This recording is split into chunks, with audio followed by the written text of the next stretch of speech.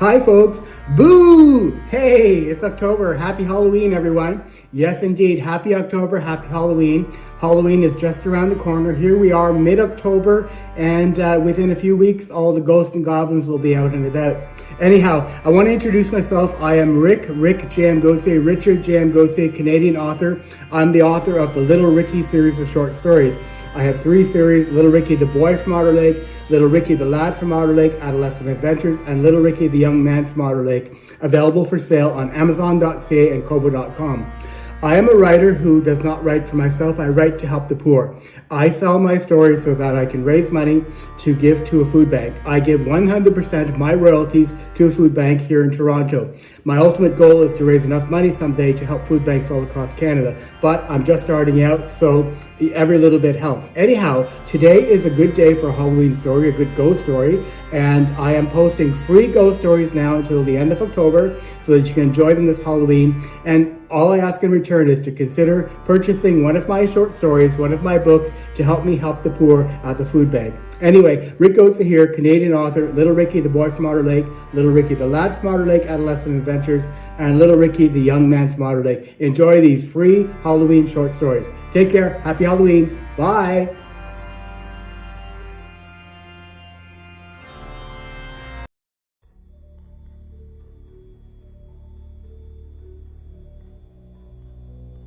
A ghostly encounter at Goulet's funeral home. I'll never forget the evening I attended Great Aunt Lucy's wake at Goulet's funeral home in Renfrew, back in the 1970s. It was early June, and the air was just starting to warm after the long, cool spring. Yet, despite the time of year, the evening sky was a heavy slate gray, weighed down by thick, motionless clouds. As my family and I made our way into the funeral home, a light breeze stirred the air, carrying with it the scent of damp earth and garden flowers, the sweetness almost cloying in the somber mood of the night. Lucy had passed away peacefully at the age of 75. She had lived a good life, her heart and home always open to others, so it was no surprise that relatives from across Renfrew County and beyond had come to pay their respects. There was quiet speculation among the mourners as to what had taken her in the end. My mother, too, had her suspicions, though she never spoke of it.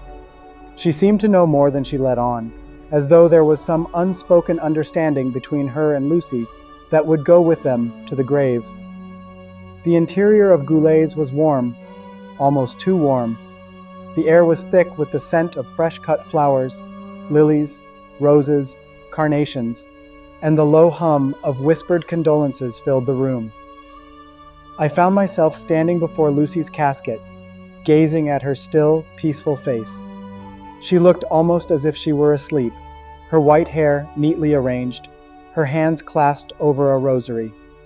I began to whisper the Catholic prayer for the recently deceased, followed by a quiet Hail Mary, my voice barely audible in the heavy air. Afterward, I offered my sympathies to Lucy's children and grandchildren, who stood in a line nearby, pale and quiet with grief. The whole process was familiar and comforting in its solemnity, but there was something else, a subtle unease in the atmosphere, a coldness that seemed to seep into the room despite its oppressive warmth. After about an hour of sitting with my immediate family, my cousins Jerry and Ronnie, unable to sit still any longer, suggested we head down to the basement. There was a small room down there where people could have a cigarette and a cup of coffee. I didn't smoke, but the promise of coffee and a break from the growing tension upstairs was appealing, so I agreed to join them. As they made their way down the creaky carpeted stairs, I lingered at the top for a moment. That's when I noticed him, a tall, elderly man, standing in the narrow hallway near the stairwell.